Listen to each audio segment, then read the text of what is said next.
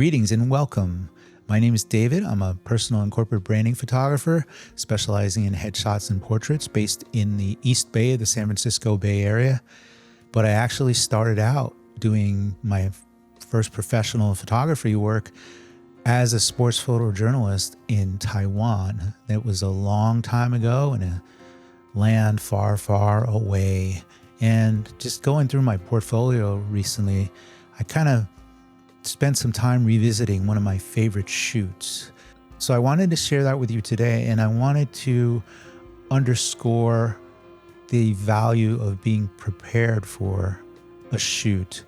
So in this particular case, I was working in the capacity as the lead photographer and I suppose photo editor of a magazine that was set to launch in another month or two. So we were working on getting photo assets for articles and features for that magazine, expecting that it would launch in the early spring of the next year. Unfortunately, conflicts between staff members led to the demise of that project before it even got off the ground, but not before the magazine paid me a couple of months of salary and also engaged me to do photos for a feature about a local kind of celebrity of sorts in the ultramarathon community in Taiwan.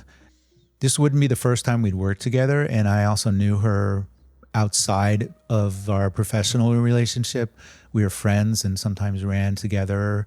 And our working relationship would extend beyond this particular photo shoot as well into the next year or two, as she was a popular spokesperson for some local brands, including a brand that I worked closely with that made sports eyewear. So I'll feature some of those images as well. So at any rate, I wanted to show how going into a photo shoot with a few ideas in mind, mapping out your styles and matching lighting to those styles and the mood, you can really get a lot of variety out of a single shoot. This particular shoot started maybe midday and went to mid-evening, not even late evening. It certainly was a big effort, and there were several people on set, including a stylist, and the stylist made a huge difference. So having that stylist there to change up her hair and her makeup and then advise on various wardrobe options was really a big boost. This particular series was shot against a large softbox coming directly at my camera, and so there was a bit of flare. And then for the edge light on her cheek, I actually had somebody, and we were just kind of rushed for some reason. I had an assistant just aim a speed light at her cheek. And I think we kind of canned this particular series pretty quickly because it started looking a bit like a shampoo commercial, and that probably wasn't the look we were after. And then we proceeded quickly into a new look with her hair up. And this really got me thinking about kind of classic Hollywood portraiture and Greta Garbo.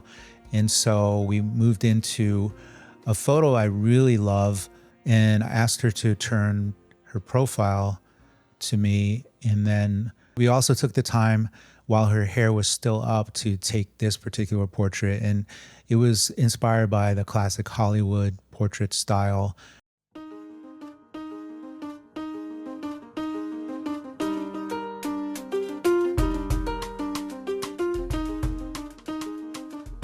And because it was a running magazine, we moved on to some sporty, fun-loving images, including her.